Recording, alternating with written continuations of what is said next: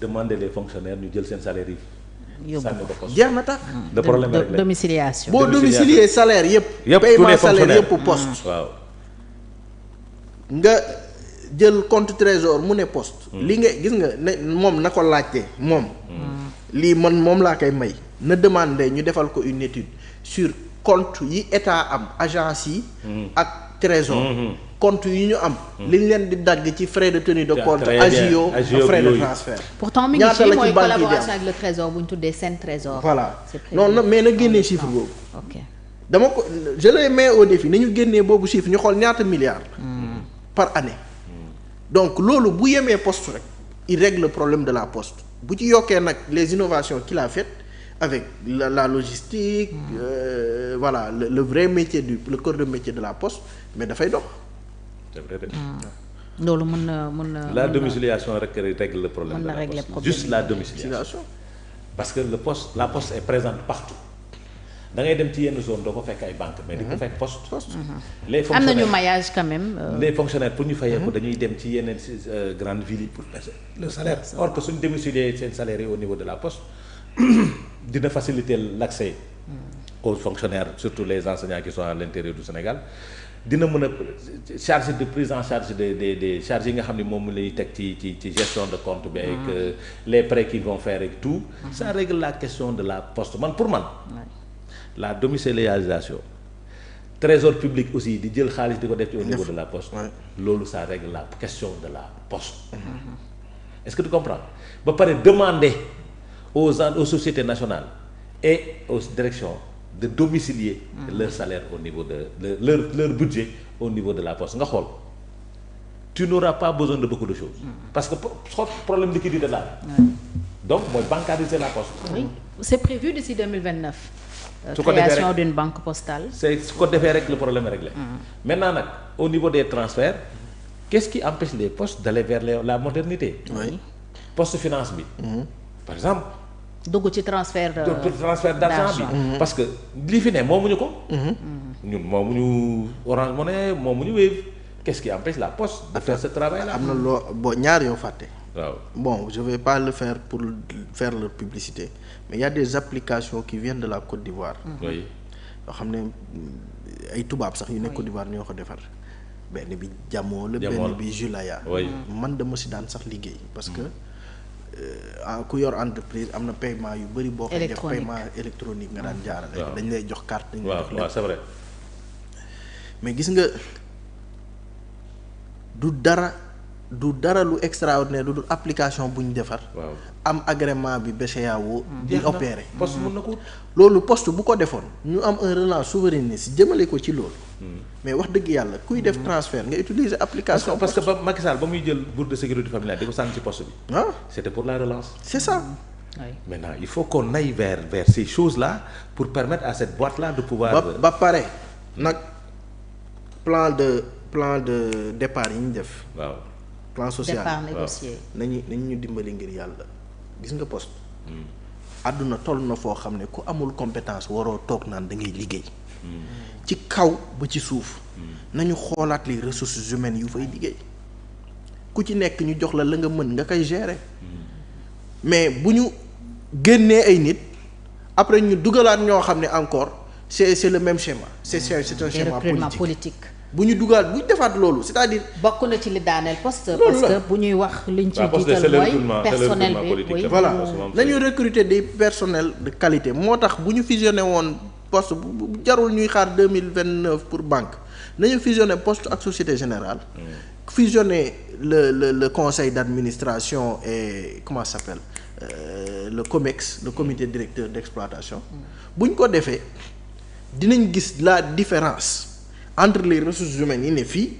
ak yu jugee fële. su boobaa pour nga harmoniser les choses diplôme yi compétences yeeg yooyu day yomb ba pare niveau bi dina yéeg. le niveau de gestion bu yéegee rek da ngay gis différence bi carrément.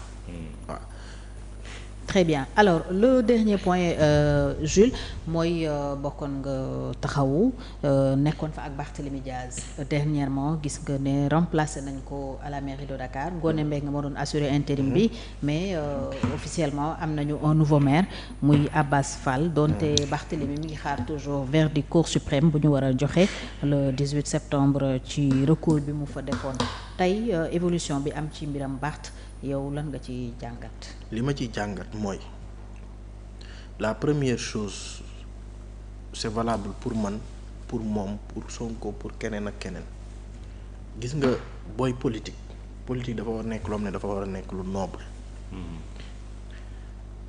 da nga ciy dugg pour sa population. politique du pour règlement de compte politique du pour xeex qui que ce soit. bu la yàlla nag mayee nga toog. am décision am ndombal tànk moo xam ci élu moo xam ci nommé xoolal sa digganteeg nit ñi xool noo koy sàmmee ndax niñ lay traité ëllëg boo fi jógee lépp mu ngi dépendre ci yow ni nga traité nit ñi gis nga li ma fiy gis nii du dara lu sérieux politique rek laa fi gis te politique bi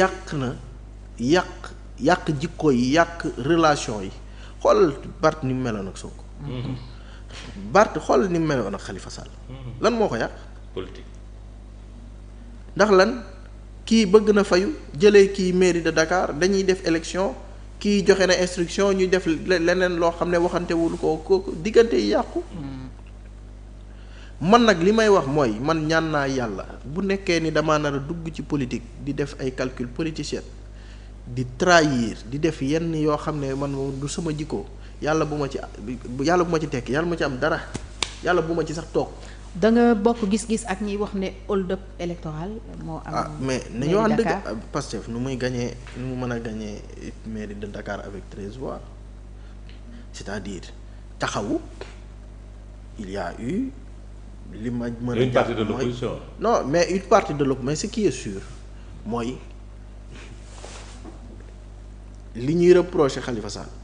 liñ koy reproché jàpp naa ne am na lu ci nekk dëgg. non jàpp naa ko. pourtant ñoom Barth dañu accusé de. xam nga. trahison. man jamono ji man bokk li tax ma génn mooy je mets tout le monde dans le même panier. Barth ak Khalifa. ñëpp parce que gis nga c'est des tractations un peu partout. lii moo fi amoon daaw moo fi am ren et tout loolu du politique. te man bokk boolewu ma ak sama bopp loolu politique ñi ma bokkaloon parti xam nañ loolu boo leen laajee nañ la wax man je ne cautionne pas ces choses là bañ naa ba génn dem taxaw fële moo ma gënal di dugg ci loo xam ne day am njuuj njaaj kii wax fii kii def lale di def ay tractation nekkuma ci loolu li ma leen di nag mën a wax ñoom d'accord jëlee nañu Barth ci mairie bi ku ci nekk règle nga say compte mais pendant ce temps les Sénégalais souffrent nañu toogaat waxtaan ñu xool ni ñuy régler tous ces petits problèmes c'est des querelles de borne fontaine ñu liggéey Sénégal parce que y a beaucoup à faire dans ce pays. ban verdict ngay séentu le 18 venant de la Cour suprême. je sais pas. yaakaar nga ñu rétablir Barthélémy Diaz et dans ce cas ban scénario moo ciy topp. xam nga bu ñu rétablir Barthélémy Diaz dañ koy delloowaat ci fauteuil rek mais man tel que les choses ni muy doxee nii dina ma jaaxal de. mu delluwaat mairie bon Dakar. je sais pas parce que yàlla xam na ne. dama lay wax de yàlla xam na ne man depuis xuxloo yeeg xëccoo yi am ci nit yoo xam ne dañu àndoon ma xool leen di leen ci naw sama xol di sedd ci ñoom ñu xëy ku ci nekk kii waxal moromam lii kii wax ak morom lii. j'ai pris mes distances. xoolatuma sax l'actualité ci côté boobu. actualité bu leen concerné. Adama peut-être loo bëgg a tëjee. On a fait le tour des oui, sujets. c'est un peu désolant.